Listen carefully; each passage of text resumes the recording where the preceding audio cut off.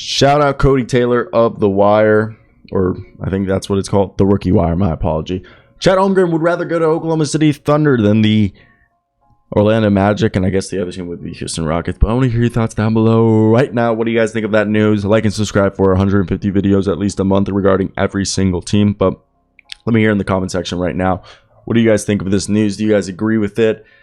And yeah, let's go. So Holmgren is rumored to want to go to Oklahoma City.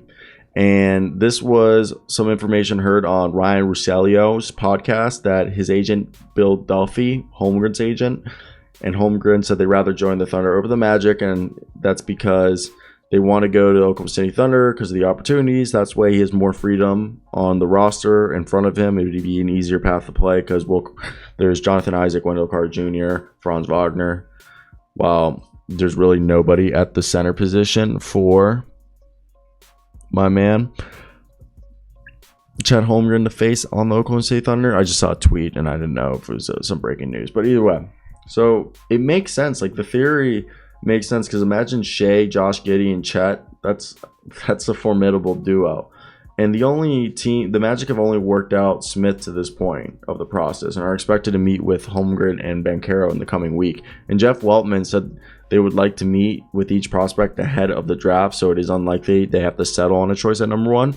Though, you guys have to understand the days leading up to the draft are often filled with misinformation and other rumors, so it's always worth taking information at this time of year and just at all times with the NBA draft with a grain of salt. You got to monitor how things look. Look at the workouts. Look at the meetings, okay? I follow all the workouts, and I just personally think that, yeah, like, you gotta pay attention to the workouts and just see who is talking with who, why are they talking, because for me, when you're looking for a guy specifically and you're looking at your team, I don't know where I'm going with this. This is why you don't get high in the mornings, guys, but what I'm saying is when you're looking, so I go on hoopshype.com and they have this thing called the pre-draft workout tracker, and it's basically a list compiled with every single NBA team, with every single prospect they work out, ranked or unranked,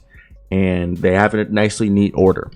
What I do right there is, especially when I make my mock drafts, this is my 4th year covering the NBA draft, I pride myself on my mock drafts, because I do watch some film. I'm not going to say I sit here and watch hours of film. There are people who do that, and they are better at diagnosing that stuff. What I am is a journalist major. I can siphon through information at a high rate, and I think I pride myself over that. And I also go through a bunch of mock drafts. I go through sources that I know, that I follow, that I trust and rely on, as well as the pre-draft workout tracker, which shows me what prospects have met with what team. Because for the most part, I mean, unless you're the Sacramento Kings and a few other franchises, that'll be a video for another time, most teams draft the guys that they've worked out. So if you look at who the teams have worked out, you will have an idea of who is on the board for said team.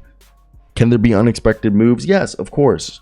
There could be a guy that the team couldn't work out because the prospect refused it, but he slipped and fell down the draft and into position for a team to scoop him up and pick him up, even though he didn't expect to slide that much. Now, yeah, that's basically my Chet Holmgren video. There isn't really much more to talk about besides what I just said, so peace out.